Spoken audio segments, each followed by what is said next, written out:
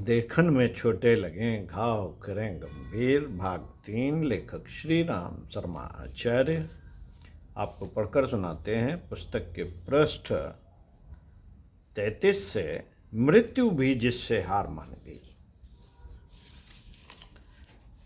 2 फरवरी 1968 को 10 बजे आर्कटिक वृत्त के भीतर बसे गांव में राजकीय निरीक्षकों के एक दल को वहीं छोड़कर रॉबर्ट बॉब गाउची ने अपने निवास फोर्ट स्मिथ के लिए अपने एक इंजन के वीवर वायुयान से उड़ान भरी। जब वह वहां से चला था तो तापमान 0 से 60 अंश नीचे था। उसने उड़ान भरने से पहले अपने जमे हुए इंजन को गर्म कर लिया। उसे आशा थी कि वह एलोनाइफ, जो कि यहाँ से 525 मील दक्षिण में है, 3:30 बजे तक पहुँच जाएगा और दूसरे दिन अपने घर पहुँच जाएगा। पर उसे क्या पता था कि उसकी यह उड़ान महीनों तक पूरी ना हो सकेगी। वह पूरे दिन तक जीवन मृत्यु के बीच अदर में झूलता रहा। मानवीय साहस और अदम जिजीविषा की ऐसी कहानी की रचना कर जाएगा जिस पर सहज ही विश्वास नहीं किया जा सकेगा। रॉबर्ट गाउची 39 वर्षीय विमान चालक था जो अपने पत्नी फ्रांसिस और 3 पुत्रियों के साथ कनाडा के उत्तरी पश्चिमी सीमांत पर बसे फोर्ट स्मिथ नामक कस्बे में रहता था। 10 वर्ष में उसने 6000 से भी अधिक घंटों की कठिनतम उड़ानें भरी थी। उसका अपना छोटा सा विमान इस भयंकर शीत और तूफानों से भरे इस विस्तृत वीरान भूभाग में किसी भी स्थान की उड़ान के लिए शिकारियों, अन्वेषकों या साहसिक यात्रियों के लिए सदा तैयार रहता था। आज वह जब सरकारी निरीक्षकों की टोली को अपने गंतव्य पर पहुंचाकर लौट रहा था तो दोपहर के बाद ही उसका वायुयान तूफान में फंस गया। जब उसने देखा कि उसके वायुयान के निर्देशक उपकरण उसकी सहायता करने में असमर्थ हैं तो वह 200 फीट नीचे उतर आया। उसे ऐसे वृक्ष रहित समतल मैदान की खोज थी जहां वह रुककर तूफान थमने की प्रतीक्षा कर सके।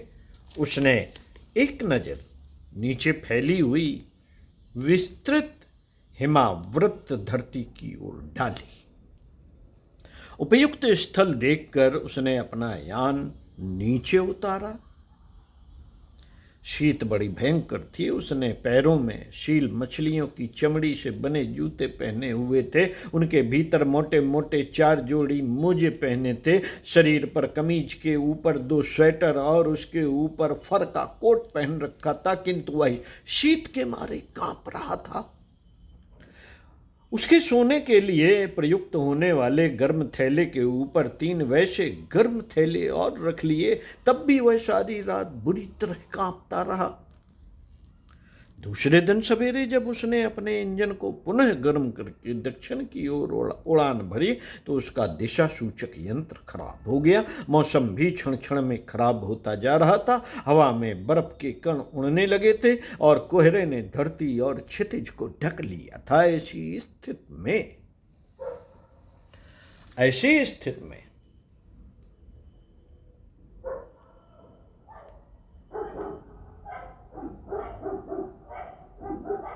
रेडियो यंत्र द्वारा मार्गदर्शन व सहायता के लिए संबंध स्थापित करने का प्रयास किया, पर उधर से कोई उत्तर नहीं मिल रहा था। थोड़ी देर के बाद कनाडियन एयरफोर्स के येलोनायक केंद्र से क्षीण सी सूचना मिली। हाँ, हमें पता चल गया है, हम सहायता का प्रयास कर रहे हैं, कुछ ही घंटों में यह तुम तक पहुंच जाएगी। इस आवाज़ के बाद उसे 58 दिनों में अन्य कोई मानवीय आवाज़ सुनने को नहीं मिली। जल्दी ही उसे एक झील के किनारे यान उतारने का उपयुक्त स्थान मिल गया। उसने वहां यान उतारकर सराह और सीपीआई से बेतार संबंध स्थापित करना चाहा, पर उसे सफलता नहीं मिल सकी। वहां तो हवा की सनसनाहट के अतिरिक्त कुछ सुनाई ही नहीं दे रहा था। इन दोनों इमरजेंसी स्टेशनों तक उसकी बेतार पुकार पहुंच नहीं रही थी। उसने अपनी ओर से संदेश भेजने के लिए जितनी तिकड़में वह लगा सकता था लगाई, पर वह सफल ना हो सका। उसने अधिकतम फ्रीक्वेंसी पर संदेश संप्रेषण का प्रयास किया, पर व्यर्थ। उसके स्विच बोर्ड पर जितने भी बेतार के साधन थे सभी बेकार सिद्ध हुए। अब उसने अपनी खाद्य सामग्री को टटोला। उसके पास सूखे भोजन के कुछ पैकेट, थोड़े से चॉकलेट, 1 पाउंड के करीब शक्कर थी। बड़ी सावधानी से काम में लाने पर भी यह खाद्य सामग्री 10 या 12 दिन ही चल सकती थी। यूं वह अपनी पत्नी के लिए 80 पाउंड मछली लाया था आर्कटिक वृत्त से, पर वह तो कच्ची थी, फिर जमकर पत्थर बन चुकी थी। इसके अतिरिक्त उसके पास एक राइफल, माचिस के 5 पुड़े, एक कुल्हाड़ी और चमक उत्पन्न करने वाले थोड़े से गोले थे। उसे विश्वास नहीं हो रहा था कि सीपीआई और सराह जैसे इमरजेंसी रेडियो केंद्रों तक उसकी बेतार की पुकार नहीं पहुंच सकी, पर निराश होने से क्या बनता। फिर वह सो गया। दूसरे दिन भी तापमान 0 से 54 अंश नीचे था। वह सोच रहा था कि ऊपर से उड़ने वाले वायुयान उसे देख सकते हैं, पर उसके सोचने का कोई अर्थ नहीं था, क्योंकि वह स्थान वायुमार्ग पर तो था नहीं। उसने बचे हुए तेल से एक बार पुनः बैटरी को गर्म करके बेतार से संबंध बनाने की कोशिश की, पर कुछ हो न सका। ऐसी भयंकर शीत में भी वह बाहर निकला और एक पेड़ की लंबी सी टहनी काट कर लाया और उससे एरियल को बांधकर ऊंचा किया। फिर भी वह जो संदेश भेजा उन्हें कोई स्टेशन पकड़ने में असमर्थ रहा। इसके बाद 2 दिन तक उसने रहे सहे पेट्रोल से बैटरी गर्म करके संदेश भेजे, पर उनका भी कुछ परिणाम न मिला। उसने झील के बर्फ पर 150 फीट बड़े बड़े SO sign, save our soul, हमारी रक्षा करो बनाए, पर वे तो आधा घंटे में ही मिट गए। इधर वायुसेना ने उसकी खोज का अथक प्रयास किया। उसी दिन 1-2 इंजन का एल्बाट्रॉस, दूसरे दिन एक और एल्बाट्रॉस और एक DC-3 भेजा गया। कुछ निजी यानों ने भी उनकी सहायता की। 12 दिन तक वायुसेना ने खोज जारी रखी। तापमान वही 0 से 60 अंश नीचे। 15 दिन तक वायुसेना के यानों ने 92,000 मील की उड़ानें भरी। 16वें दिन यह सोचकर खोज बंद कर दी गई कि इतनी शीत में कोई आदमी इतने दिन जीवित नहीं रह सकता। रॉबर्ट बावगाउची की पत्नी को फिर भी आशा थी। उसने निजी वायुयानों द्वारा कुछ दिनों तक और खोज जारी रखाई। उस क्षेत्र के लोगों ने भी इस खोज में हर प्रकार की सहायता दी, पर 26वें दिन उनकी खोज भी बंद कर दी गई। गाउची की ईश्वर विश्वासी पत्नी अभी भी ईश्वर की सहायता का विश्वास संजोए अपने पति के लौटने के बारे में क्षीण सी आशा रखती थी। रॉबर्ट बावगाउची के बाएं पैर की 3 उंगलियां और दाहिने पैर की 2 उंगलियां बेकार हो चली थीं। उनमें गंगेरियन होने का भय था। यदि ऐसा हो गया तो उसका प्राणांत निश्चित था। अतः वह उनका नित्य निरीक्षण किया करता था। वह उसके प्रति सचेत था कि यदि रक्त में जहर फैलने का जरा भी खतरा होगा तो वह कुल्हाड़ी से उन्हें काट देगा। शीत इतनी भयंकर थी कि रक्त को जमा दे। ऊपर से मृत्यु का भय, अकेलापन, खाने की सामग्री का अभाव, इन सब को झेलता हुआ बावगाउची निराश नहीं हुआ। उसने देखा कि मृत्यु आती है, तभी तो आएगी, उसके पहले जीवन की आशा क्यों छोड़ी जाए?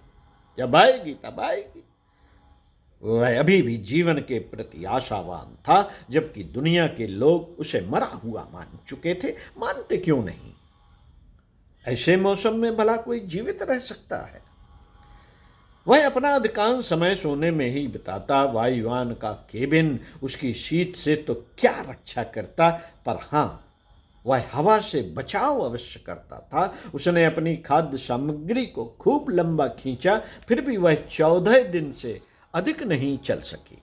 अब उसके सामने जमी हुई कच्ची मछली खाकर पेट की आग बुझाने के अतिरिक्त कोई चारा नहीं था। वह ऐसा करता तो पेट विद्रोह कर उठता था।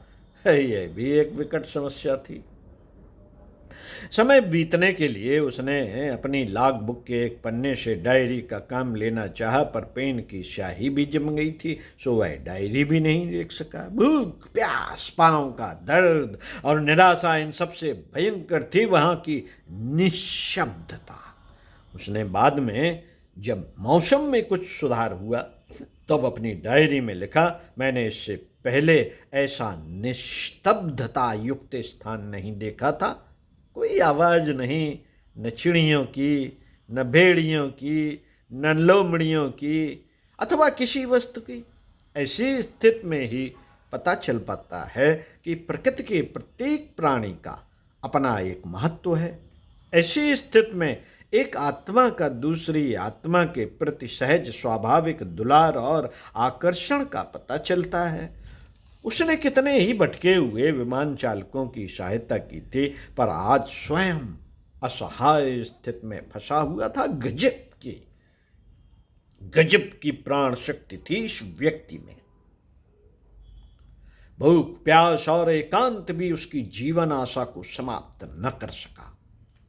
28 फरवरी को उसने एक वायुयान की मध्यम सी गरगराहट सुनी। वह अपने स्लीपिंग बैग में से बाहर निकला। उसने देखा एक बीवर था जो 2000 फीट की ऊंचाई पर उड़ रहा था।